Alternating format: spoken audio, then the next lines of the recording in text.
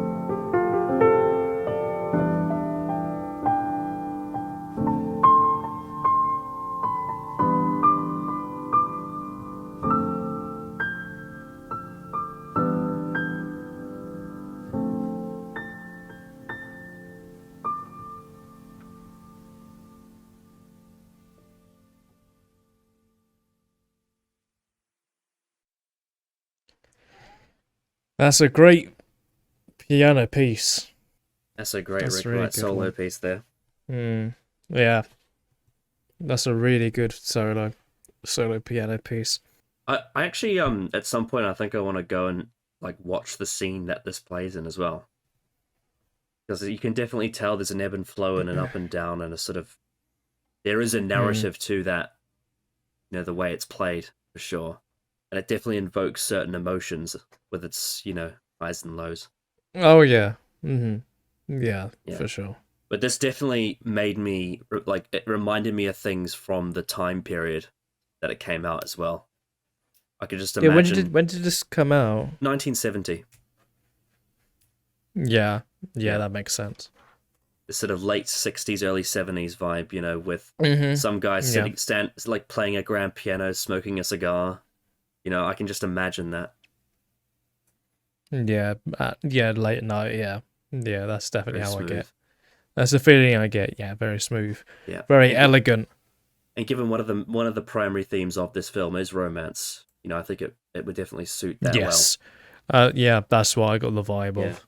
Although it's not as weird as More, and when it's with its romance, because Moore's romance was fucking bizarre. This one seems to be slightly more traditional in that sense. Yeah. Because it's definitely, because as you saw at the start of the film, it's definitely more like late high school romance. Very good with the piano. Very, very good. It pretty much carries the song, to be fair, but it's a very soft, gentle song that again shows an aspect of Pink Floyd you don't always get to see. The song itself is just very elegant and just very. It's an impressive solo, and piano is always so. It's 6 minutes never as well. you never can. 6 or 7 minutes. Yeah, you can never go wrong with a good piano solo. I think it's Hmm. yeah, really good. Really liked it. Very much a romantic song. Yeah, Yeah, I just think it hits the nail on the head very different from perfectly. what Pink Floyd usually does as well. And that's a mood, Jesus Christ. Yeah, I was well, what I was imagining, because it reminded me a lot of it, is La La Land. Have you seen that? Just so I know whether or I've not to spoil it. I haven't seen it, but I'm aware of its existence. Right? Didn't it win an Oscar for something? It won a bunch of Oscars, yeah. It Yeah, also yeah. won Best Picture and then it unwon Best Picture. Do you remember Uh, that? yeah. I think I've seen But I think I've seen memes of it. Like I've mhm. seen gifs of Ryan Gosling and Emma Stone in that film somewhere. La La Land, the last scene. So that's why I don't want to spoil Hmm. it. But it has a very similar song to this, or at least style, because the film has like this you know musical theme, I guess. And the the last scene has like the theme, the Mia and Sebastian theme being played, like melancholically at the end. And this is what it reminded me of. It got a lot of vibes like that, or it's just like very, I guess, classy type of jazz, I'd say. That the way it's played, like you could hear that being played at like a very super classy fucking restaurant, but it would but you can tell like the emotion behind it, like a very melancholic type of thing where it's like, Hmm. and I also really like the, because it has a very clear, like, it's called Love Scene. It is a very like romantic song in that sense, but I also really find it interesting how there are like a couple of times in the song where it kind of like you can see the song derailing a bit. Like, it becomes a bit more erratic, I'd say. And it kind of feels like, sometimes the ups and downs of maybe not, being in a relationship with someone, but maybe just like the idea of being in love with someone, and how like that can become like overwhelming and stuff like Yeah, that. Like that's they the never kind of idea I got. they never really release the tension. It's just constant. So where there are these moments where you're like, oh shit, okay, it's going a bit far, and then comes back into like this very the same type of song as before, like very loving. So it is a very interesting mix of that. I also think it would fit perfectly in Her, which is like my favorite film. So I enjoyed that. Yeah, I mean, look, Rick Wright's was just so talented. I have a when it comes to his songs, it hits different for me. It's the same thing with Sid Barrett because they've passed away. There's something about because his songs sound so sad, because a lot of them are piano, and because he's dead, there's like a different kind of posthumous feel to it for me. And I always I'm more inclined to get emotional at his stuff than some of the others, especially when I see live performances of this band. When he does his solos, I'm like, oh man, he was so talented. Yeah, man, it is just a really beautiful like composition. It makes me think because I'm sure you're aware Pink Floyd did that. They adapted that song for the Ukraine crisis thing, right? From that DJ that has that Ukrainian song. They adapted that into their own song recently. And again, it just makes me think of like if Rick Wright was still around, like what would he have done with that? It's these sorts of things that make me think. But yeah, a song like this, he does it all by himself, he's just so talented.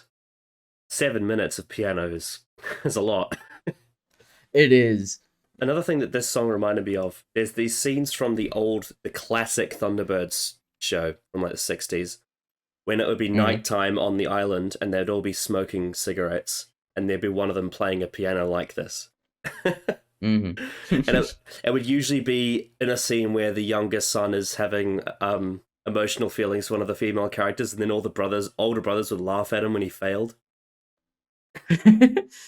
And the guy playing piano was like the Chad of the brothers.